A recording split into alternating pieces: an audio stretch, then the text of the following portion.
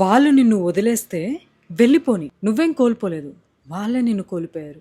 ఇది వినడానికి ఎంత సాటిస్ఫైయింగ్‌గా ఉందో, నువ్వు ఈ ఫ్యాక్ట్‌ని యాక్సెప్ట్ చేసినప్పుడు కూడా నీ సోల్ అంతే సాటిస్ఫైడ్‌గా అనిపిస్తూ ఉంటుంది. డోంట్ ఈవెన్ చేస్ them like please, please, please ఏమైంది? ఏం తప్పు చేశాను? నాలో ఏదైనా తప్పుంటే చెప్పు. నేను మార్చుకుంటాను. చెప్పు నాతో ఏదైనా ప్రాబ్లమా? నేను మారిపోతాను. నీకోసం చేసేస్తాను.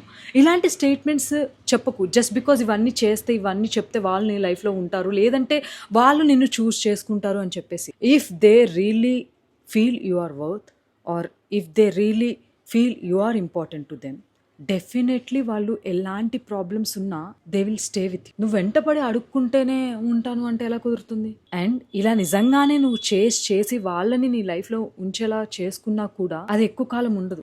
మళ్ళీ వాళ్ళు నిన్ను వదిలేసి వెళ్ళిపోతారు.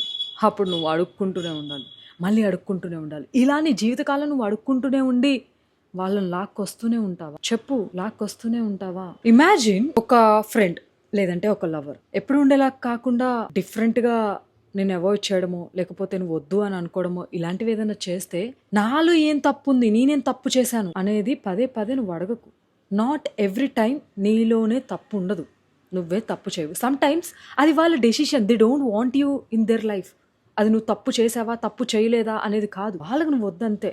అంతకుమించి పెద్ద స్టేట్మెంట్స్ ఏం లేవు. అంతకుమించి పెద్ద రీజన్స్ కూడా ఏం లేవు. వాళ్ళు నీ వాల్యూ అర్థం చేసుకోకపోతే, నీ వర్త్ అర్థం చేసుకోకపోతే దానికోసం నువ్వు తప్పు అయిపోయావు అని ఫీల్ అవ్వద్దు. At the end of the story నేను చెప్పేది ఏంటంటే, లైఫ్లో ఫ్రెండ్షిప్ లోనో రిలేషన్షిప్ లోనో ఇలాంటివి గో త్రూ అవ్వడం ఈజ్ వెరీ కామన్. ఆ పాయింట్ ఆఫ్ టైంలో if somebody is not staying in your life, వాళ్ళు నేను చూస్ చేసుకుంటలేదు అని అంటే నీ వాల్యూ నువ్వు తగ్గించుకోకు.